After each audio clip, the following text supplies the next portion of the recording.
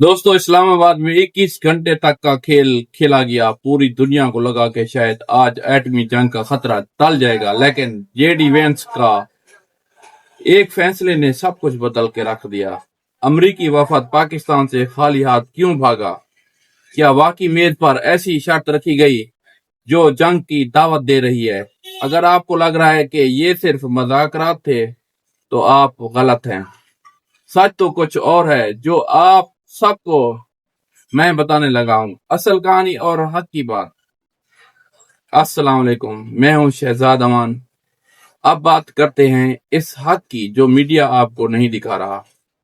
J D Venice اور ایرانی حکام کے درمیان بات چیت کسی نتیجے پر نہیں پہنچ سکی، اور اس کی سب سے بڑی وجہ امریکہ کے ناجائز مطالبات ہیں.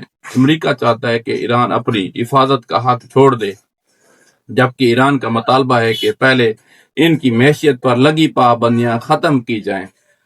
جب ایک فریق دوسرے کو دیوار سے لگانے کی کوشش کرے گا تو مذاکرات کبھی کامیاب نہیں ہوتے. پاکستان کا کردار کتنا ہے اس میں؟ ہمیں فخر ہے اپنے پاکستان پر، لیکن یہاں داد دینی پڑے گی پاکستان کی قیادت کو.